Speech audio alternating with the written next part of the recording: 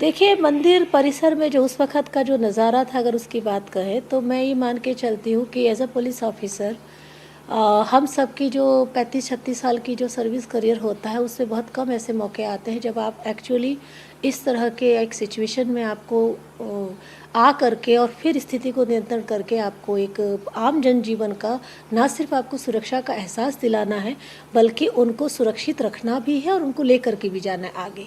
और उस दिन शायद वो ऐसा दिन था जहाँ जब मैं पहुँची हूँ तो वहाँ एक्चुअली स्थिति बहुत ही क्रिटिकल थी। 2,500-3 हज़ार लोग फंसे हुए थे मंदिर में, चारों तरफ से फायरिंग हो रही थी।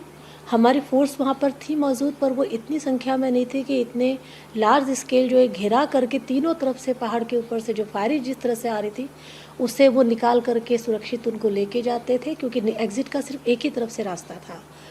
तो उस परिस्थिति में फायरिंग के बीच में जवाबी फायर हमने भी फोर्स को कहा कि आप भी जवाबी फायर कीजिए, ताकि कवरेज रहे और थोड़ा सा डिटरेंस रहे।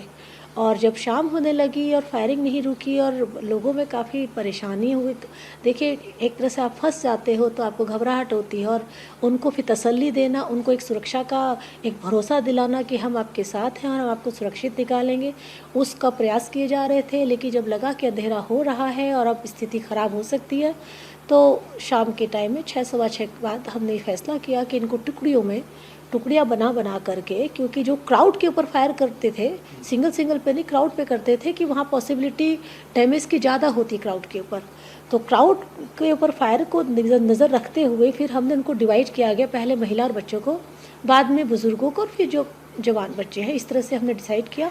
मैं थी, एसपी पलवल जो यहाँ मौके के थे, और हमारे डीएसपी साउथ रेंज थे। डिसाइड करके फिर उनको टुकड़ियों बना करके कवर फायर देते हुए पहले महिलाओं को लेकर के मैं आगे चली और कवर फायर दिया। तो जब हम निकले हैं तो उस समय भी फायर आया। वो किस्मत अच्छी थी कि वो फायर एक गाड़ी के ऊपर लगा। तो बिल्कुल एकदम से घबरा गए थे सभी जो यात्री थे, परंतु उनको हौसला बढ़ाया, दोबारा उनको खड़ा किया, क्योंकि नीचे एकदम से ज़मीन पे गिर गए थे काफ़ी महिलाएं। खड़ा करके सहारा दे करके फिर कवर फायर देते हुए फिर हम उनको अपनी बसों तक लेकर के आए, लगभग 400-500 मीटर चला करके, और बसों में फिर सरकारी बसों में बिठाकर सुरक्षित पुलिस लाइन के अंदर उनको ले जाया गया, एस्कॉर्ट करते हुए पुलिस के द्वारा। फिर रात देर तक, लगभग 2-2:30 बजे तक, हर एक किसी को उनके गंतव्य स्थान तक सेफली छोड़ने की प्रक्रिया की। गाड़ियाँ पूरी जल चुकी थी। वो जो रास्ता था मंदिर की तरफ जाने वाला, वो रास्ता तो बिल्कुल गाड़ियों की वजह से बिल्कुल मोबाइल नहीं था, मतलब पैदल भी चलना मुश्किल था, क्योंकि सीएनजी सिलेंडर्स फट के काफ़ी मतलब लाउड वॉल्यूम वो भी आ रहा था, आगजनी और काफ़ी ज़्यादा गर्मी, मतलब आग का वो था। तो वो रास्ता तो थी, खेतों से हमें आना पड़ा था, खेतों से ही सबको लेके जाना पड़ा था। जी, चुनौती तो थी, पर मैं कहती हूँ कि God is kind to all of us, कि हम सब ने मेहनत की, एक सच्ची नीयत से की।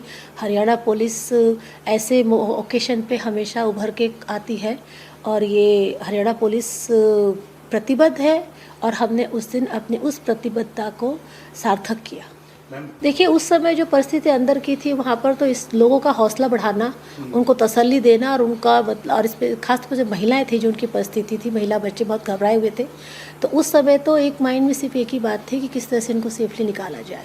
ये जो आपने बातें कही, ये सारा इन्वेस्टिगेशन और काउंटर्स का पार्ट होता है, जिसपे टीमें अलग अलग काम कर रही थी, और वो अभी भी काम कर रही हैं। जी देखिए, पूरे गुड़गांव में, पलवल में, फरीदाबाद में, जो भी आसपास रेवाड़ी और जो हमारा नूह का एरिया है, जो मेनली इफेक्टेड एरिया है, हमारी लोकल सीआई की टीमें, लोकल पुलिस की टीमें, उनके साथ में असिस्टेंस करने के लिए एसटीएफ भी आई हुई है।